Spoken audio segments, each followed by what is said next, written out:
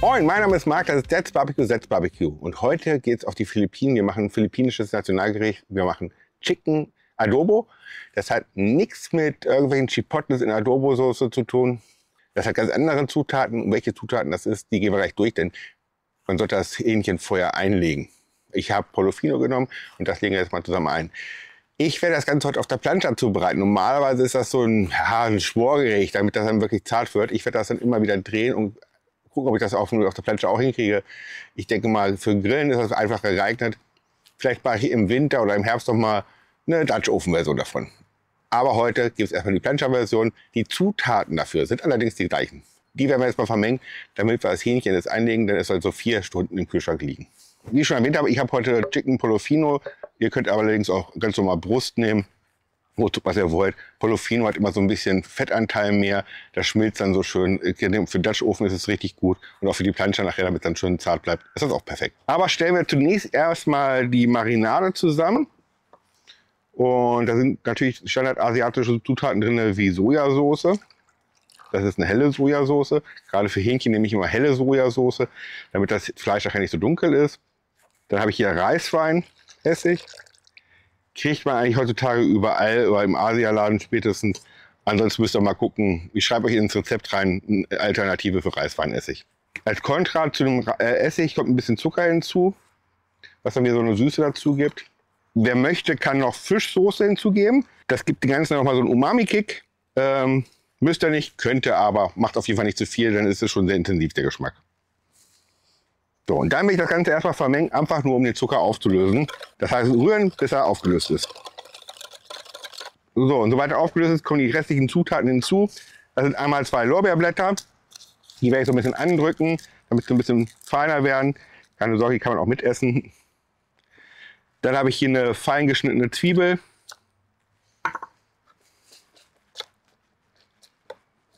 Dann Knoblauch.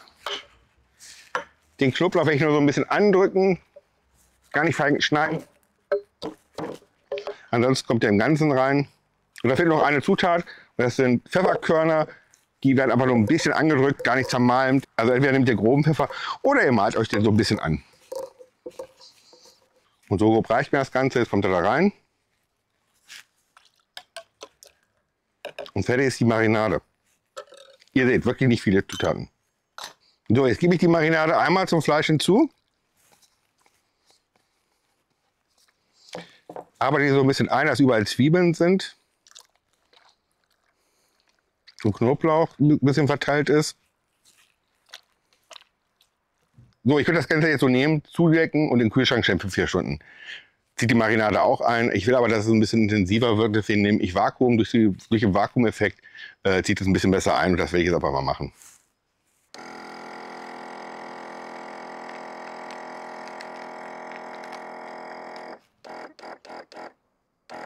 Ja, und das ist eingelegt, vakuumiert. Jetzt geht es in den Kühlschrank für 4 Stunden, damit der Geschmack ordentlich reingeht und dann sehen wir uns wieder. Bis dann. So, die Marinierzeit ist um. Hier ist mal ein Beutel. Ich werde jetzt die Marinade abkippen und aufbewahren, weil die werde ich jetzt noch mal einkochen. Hier habe ich noch ein bisschen Wasser dabei. Da werde ich es noch mal reduzieren, damit ich dann eine schöne Marinade habe, um das Hähnchen auch einzubinden. Das mache ich tatsächlich als ersten Schritt, bevor ich jetzt das Hähnchen auf die Plancha gebe. So, das Fleisch nehme ich jetzt natürlich raus aus der Marinadeflüssigkeit. Man sieht, es ist schön dunkel geworden, hat sich schön verfärbt. Das hat die Marinade auch gut angenommen. Die Zwiebeln versuche ich so ein bisschen in der Marinade zu lassen, damit die noch mal ein bisschen so ausgekocht werden und dann den Geschmack wirklich an die Marinade abgeben. Auf jeden Fall den Knoblauch, den möchte ich gerne in der Marinade lassen. So, wie gesagt, da kommt jetzt ein bisschen Wasser zu und das werde ich jetzt reduzieren. So, und sobald das Wasser verdammt ist, was ihr hinzugegeben habt, also im Prinzip wieder genauso viel Flüssigkeit da ist wie vorher, dann könnt ihr ausmachen. Das Ganze dient dafür, die Salmonellen zu zerstören, damit wir nachher keine Salmonellen haben. Denn das war ja die ganze Zeit doch mit Hähnchen in Verbindung. So, und sobald wir soweit sind wir soweit und können die Hähnchen drauflegen. Wir legen sie zuerst mit der Hautseite nach unten drauf.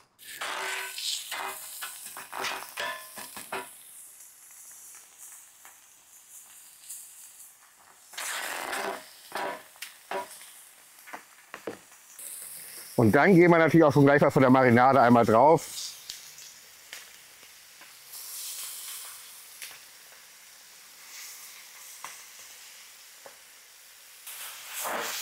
So, dann drehen wir das erste Mal, bevor Zucker und Sojasauce zu schwarz werden. Das karamellisiert ja doch alles. Also einmal drehen.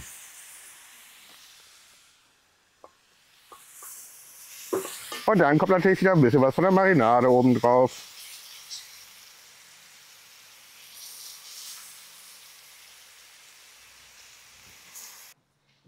So, und dann, nach kurzer Zeit, können wir es wieder drehen.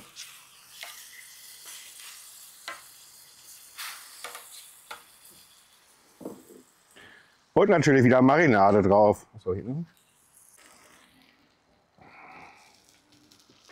So, und nach ungefähr 10 Minuten ist es dann auch soweit. Wir sind bei einer Kerntemperatur von 80 Grad. Und so schaut das Ganze aus. Ich lege das jetzt mal zur Seite auf den Grill zum Warmhalten und mache die Beilagen fertig. So, die Aufnahmen eben waren ein bisschen unscharf, weil ich habe Akku gewechselt. Dann lasse ich es mal verstellt. Ich habe jetzt hier Knoblauch, ich habe jetzt hier einmal ein bisschen Öl drauf gemacht, Knoblauch angeröstet, 20 Sekunden. Und das wende ich jetzt immer wieder und das ist wirklich schnell. Das ist ein original philippinischer Knoblauchreis. Normalerweise mit Langkorn. Ich nehme Parboiled. Ich finde aber verdaulicher. Aber es macht keinen Abbruch, ob er Langkorn nimmt oder Parboiled. Einfach vorkochen, bisschen trocknen lassen und dann einfach ein bisschen angrillen. Da habe ich Pak Choi, da habe ich geachtet. Und ihr seht schon, da kommen jetzt schon die ersten Röstaromen dran. Herrlich. So, dann nehmen wir uns mal ein Stück. Und schneiden wir uns mal das Ganze in Streifen. Man merkt es schon, es ist schön zart. Und schaut, wie saftig das Ganze geworden ist. Da ist ja ordentlich Saft drin. Perfekt. So, da kommt jetzt noch ein bisschen Pak Choi dazu.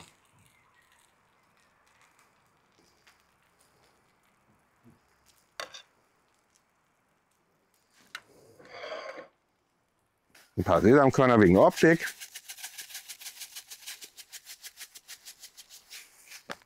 Und fertig ist mein philippinischer Chicken Adobo Teller. Und jetzt heißt es probieren. Ja, was soll ich sagen? Ich mag, glaube ich, zu leckeres Essen. Am Ende verpatze ich es jetzt ziemlich häufig in letzter Zeit. Ich bin in der Zeitlupe. Ich nehme das Essen nochmal auf. Ich mache mal ein Foodporn-Video. Und ich mache den Abschluss und ich bin immer noch in Zeitlupe. Auch beim Chicken Adobo ist mir das wieder passiert. Es sah auch einfach zu lecker aus. Das Hähnchen war einfach saftig, wunderbar asiatische Aromen drin, richtig geil. Die Beilagen dazu, richtig geiles Gericht, schnell fertig. Ich weiß, warum das Nationalgericht ist auf den Philippinen. Wirklich lecker. Ich kann es euch nur wärmstens empfehlen, mal nachzumachen. So fotogen ist das Essen leider nicht, habe ich gemerkt. Aber vom Geschmack her kam es richtig gut an. Ja, wie gesagt, macht es nach, probiert es aus. Ihr seht ja, wie einfach es war. Nur am Abschlussfilm, da muss ich noch ein bisschen dran üben. Aber das kriege ich auch irgendwann wieder hin. Ja, damit ist das Video zu Ende. Das heißt für euch wieder, hier oben könnt ihr ein kostenloses Abo abschließen. Habt das noch nicht gemacht, macht das bitte unbedingt. Das kommt mir zugute. Wenn ihr noch die Glocke aktiviert, verpasst ihr keine Videos mehr. Alle Rezepte, natürlich auch das hier vollständig bei mir im Blog. Ja, hier oben habt ihr ein weiteres asiatisches Video, noch ein Video. Und wir sehen uns nächste Woche, wenn es wieder heißt That's Barbecue. Bis dann, ciao.